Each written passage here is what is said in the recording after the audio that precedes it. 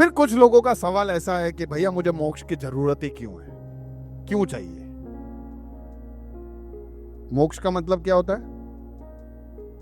परमेश्वर के साथ जो हमारा रिश्ता टूट गया है उसको जोड़ दे। भैया आप क्या ऐसा जोड़ने का क्या जरूरत है? मैं ऊपर जाऊंगा भैया, वो ईश्वर अच्छा ईश्वर है, आप ही बोलते हो ना ये अच्छा ईश्वर है तो ले लेगा मेरे को। भैया मेरे से भी गए गुजरे हजारों लाखों लोग हैं, क्या सबको नरक में डालेगा? मैं बोलता हूं भाई तू तेरा ही चिंता कर, ऐसा ना हो सब चले जावे तू ही रह जाए।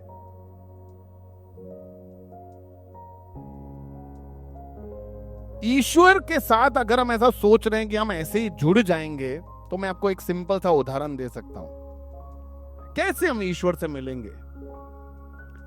ईश्वर भला है, प्रेमी है, दया करने वाला है, माफ करने वाला है, लेकिन ईश्वर न्यायी भी है। वो पाप को सहन नहीं कर सकता। हम पापी और वो पवित्र, कभी पापी और पवित्र का मेल नहीं हो सकता। तो भैया मेरा और मेरे दोस्त का तो मेल हो गया, दोनों पापी हो ना, पापी पापी का मेल हो जाता है, पाप और पवित्रता का मेल नहीं होता। कभी आपने कागज और आग को साथ में रख के देखा? क्या होगा? कौन आग? कागज? कौन जल जाएगा? अभी आग को रहने देता हूं, सूरज जहां पे है उसके बीचों बीच रख के आना है। वैसे तो वहां कोई पहुंच नहीं सकता, पर फिर भी ऐसे ही मानते हैं, वहां पे रख के आए तो हाँ तो भी जल जाएगा, पक्का है। मैं सोचा आप ऐसा बोलो कि भैया वहां तक तो पहुंच ही नहीं पाएंगे, वहां तक जो लेके जाएगा वो भी जल जाएगा, बराबर है। तो सोचो ईश्वर को बनाने वाला कितना, सूर्य को बनाने वाला ईश्वर कितना सामर्थ्य होगा।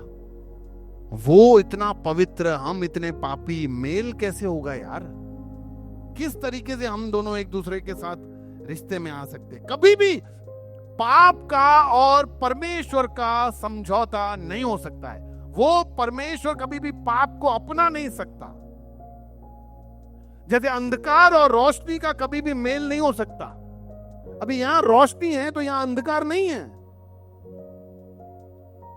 कोई भी ऐसी जगह बनी नहीं है जहां पे अंधेरा रोशनी दोनों एक ही जगह पे हो, नहीं हो ही नहीं सकता। इसीलिए हम हमारे कामों से, बातों से, कोई भी तरीके से ईश्वर से रिश्ता नहीं जोड़ सकते। और हम सबको मोक्ष का जरूरत है। हम सबको ईश्वर के साथ रिश्ता जोड़ना है। हम ईश्वर से दूर हो गए हैं वो पाप करके, और जब हम वो रिश्ते को जोड़ने के लिए ईश्वर से हमें मिलना है, किससे मिलना है? तो ईश्वर तो पवित्र है, तो कैसे मिलेंगे? तो यानी हमको क्या होना पड़ेगा?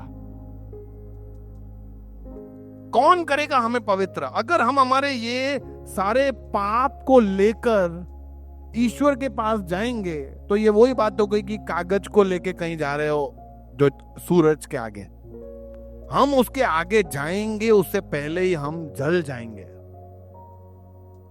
इसीलिए बहुत जरूरी है कि हम उस ईश्वर से रिश्ता बना लें,